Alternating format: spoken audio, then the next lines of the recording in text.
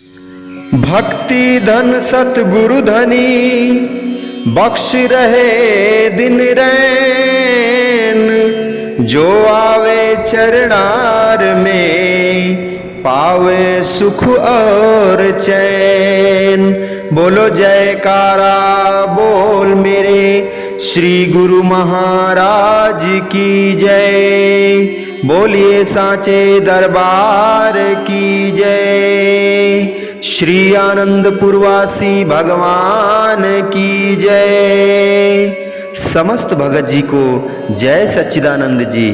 भगत जी इस चैनल को सब्सक्राइब कीजिए, वीडियो को लाइक कीजिए और वीडियो को ज़्यादा से ज़्यादा शेयर कीजिए ताकि यह भक्तिमय सत्संग समस्त गुरुमुखों तक पहुंच सके। जय सच्चिदानंद भगत जी।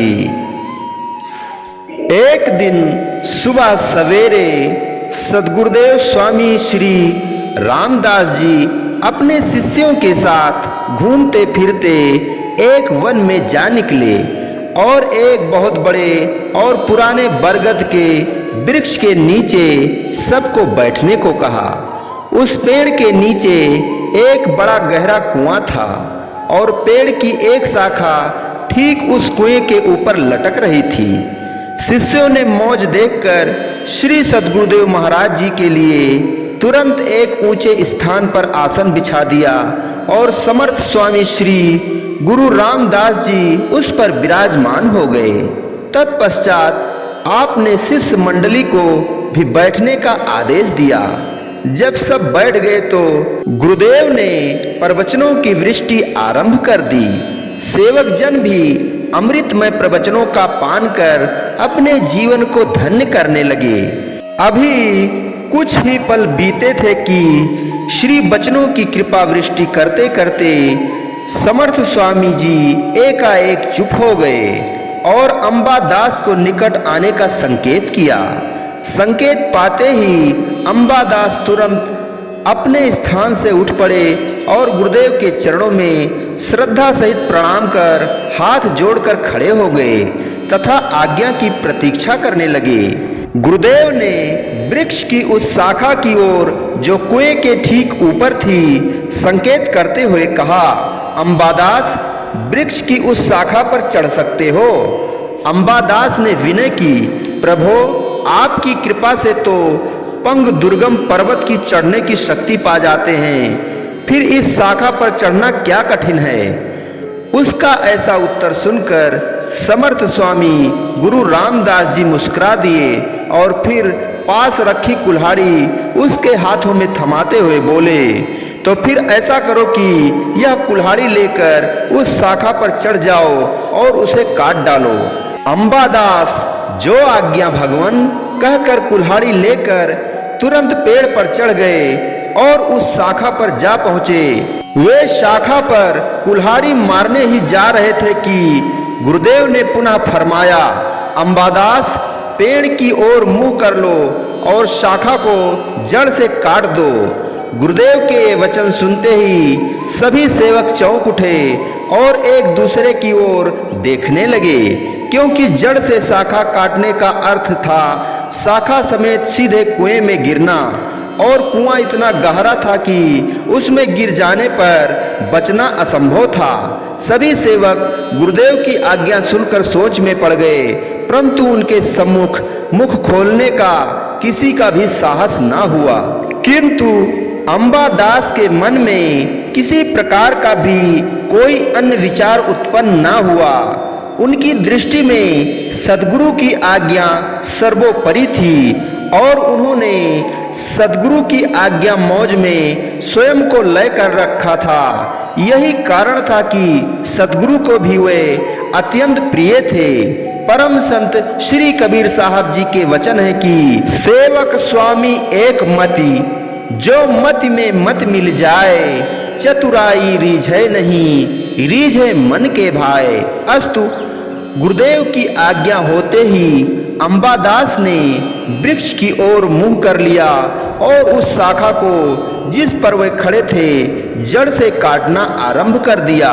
यहाँ कुछ लोगों के मन में यह संशय उत्पन्न हो सकता है कि यह कैसी आज्ञा है। क्योंकि इसमें तो मृत्यु होने का भय है। इससे भला शिष्य को क्या लाभ पहुंच सकता है? किंतु वास्तविकता यह है कि आम लोगों की बुद्धि इस बात की गहनता को समझ सकने में असमर्थ है।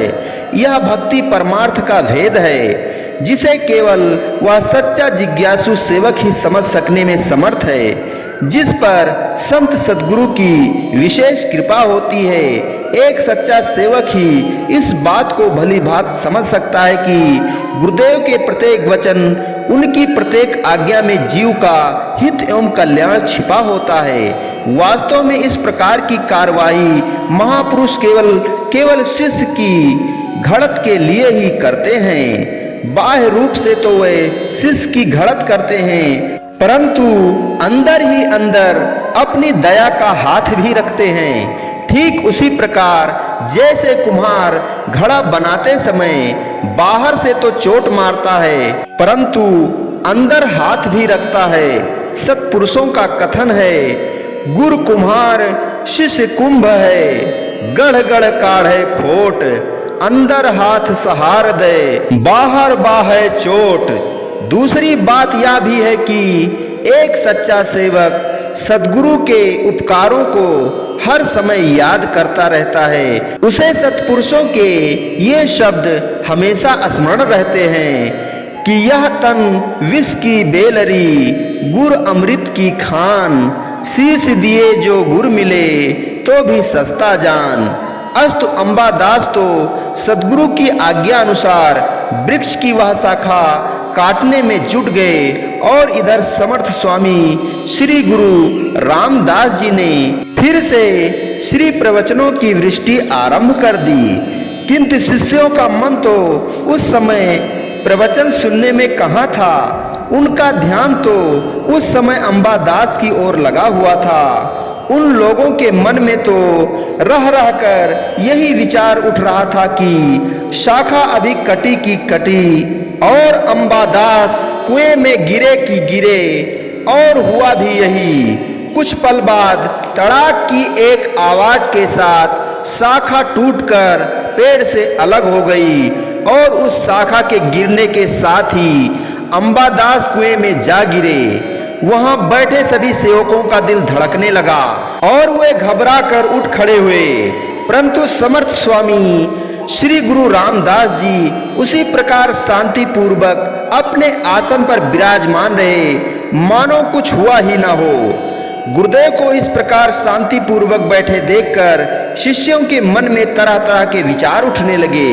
वे मन ही मन सोचने लगे कि अंबादास तो इतने गहरे कुएं में जा गिरे हैं, पता नहीं वे जीवित भी हैं या नहीं। परंतु गुरुदेव पर तो उनके गिरने का कोई असर ही नहीं हुआ। शिष्य मंडली तो यह सब कुछ सोच रही थी, परंतु अंबादास की तो दशा ही कुछ और थी। वे जब कुएं में गिरे तो उन्हें ऐसा प्रतीत हुआ जैसे किसी ने अपने हाथों का सहारा देकर उन्हें बड़े आराम से कुएं की तह में खड़ा कर दिया हो। यह अनुभव कर उन्हें विस्मय हुआ, परंतु और भी अधिक विस्मय हुआ यह देखकर कि कुआं बिल्कुल सूखा है और उसमें नाम मात्र भी पानी नहीं है। तभी उन्होंने गुरुदेव का स्मरण करते हुए आंखें खोली, परंतु यह क्या, कुआं दिव्य प्रकाश से अलौकिक हो रहा था और उस प्रकाश के मध्य उसके गुरुदेव एक रत्न जड़ित सिंहासन पर विराजमान मंद मंद मुस्कुराते हुए उसे आशीर्वाद प्रदान कर रहे थे। इस अलौकिक दृश्य को देखते ही अंबादास आत्म विभोर हो उठे और आत्मिक आनंद के सागर में डूब गए।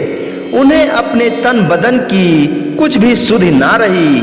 इधर सेवकों के मन में तो हलचल मची हुई थी। अंततः उनसे रहा ना गया और सभी कुएं के पास चले गए और अंबादास को उस गहरे कुएं से बाहर निकालने की युक्तियां सोचने लगे, परंतु उनकी समझ में कुछ ना आया कि उनको कैसे बाहर निकाला जाए। तभी समर्थ स्वामी श्री रामदास जी ने अपने आसन पर बैठे बैठे ही उच्च स्वर से पुकारा, अंबादास तुम ठीक तो हो? गुरुदेव के वचन जैसे ही अंबादास के कानों में टकराए, उनकी बाह्य चेतना लौट आई और इसके साथ ही गुरुदेव का दिव्य स्वरूप तथा अलौकिक प्रकाश भी तिरोहित हो गया।